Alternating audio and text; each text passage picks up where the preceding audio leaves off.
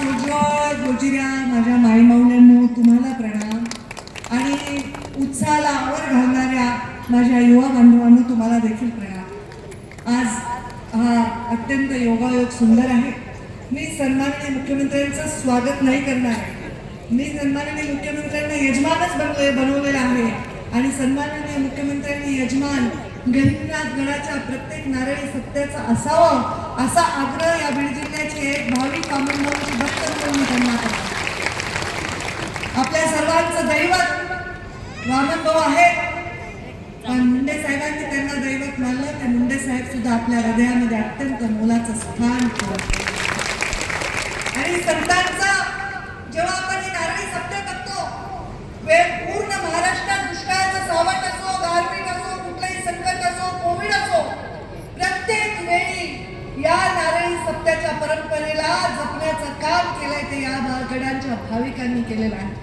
हे जे मंडप आहे, हा मंडप कुणाचा आहे असं महाराज बाबा म्हणले मगाशी, तो मंडप हा तुमचा आहे, भाविकांचा आहे। भाविकांमुळे गादीचं, भाविकांमुळे संतांचं, भाविकांच्या बाबांचं महत्व आहे। तुम्ही इथे येता म्हणून आमच्या बाबांची शक्ती वाढते।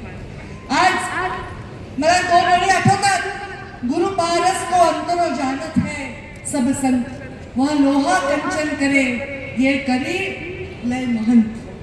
तुमच्या भाषेत सांगते, जेव्हा आपण म्हणतो परिस्पर्श झाला, लोखंडाला जेव्हा परिसराचा स्पर्श होतो त्याचं सोनं होतं, पण जेव्हा महंताचा एका चांगल्या सद्गुणी संताचा स्पर्श होतो तो समोरचा व्यक्ती संत होऊन जातो।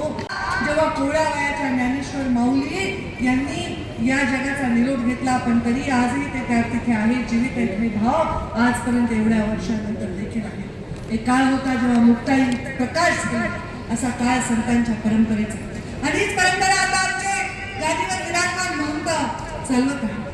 माझं एक बाकी, मी बऱ्याच मेळाव्यांना जाते, बऱ्याच कार्यक्रमांना जाते, नारळी सत्यांना जाते, वेगवेगळ्या गडांना जाते, पण मी एवढंच सांगेन की विठ्ठल महाराजांचं या गादीवर खूप खूप प्रेम आहे, वामनभाऊंच्या विचारावर।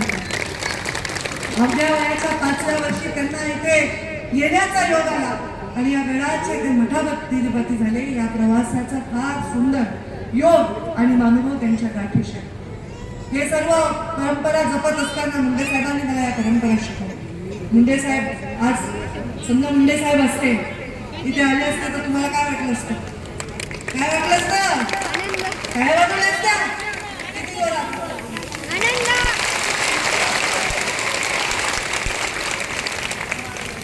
माझ्या बाबांना जेव्हा मी अग्नी दिला ना, तेव्हा शपथ खाली आहे, गोपीनाथ मुंडे हे नाव मी जगाला विसरून देणार नाही।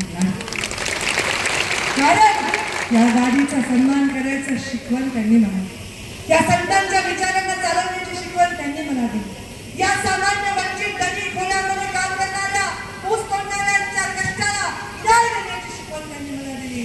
तुमच्या बरोबर लवादावर बसून तुमच्या हातामध्ये 4 पैसे पडावे याच्यासाठी कर्म करण्याची शिकवण त्यांनी मला दिली। तुमच्या एखाद्या लेकीची फीस अडकत असेल तर ती भरण्याची दानत त्यांनी मला दिली। एखाद्या गरीबाचं लग्न होत नसेल तर ते करण्याचं दानत त्यांनी मला दिली। आणि त्यामुळे गोपीनाथ मुंडे राव मी जगाला विसरून येणार।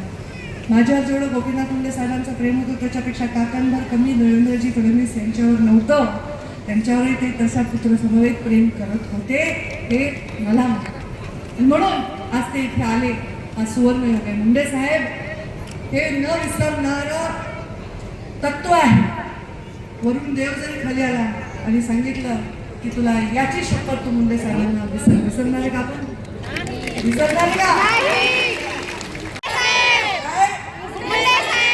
एवढेच आशीर्वाद असू द्या।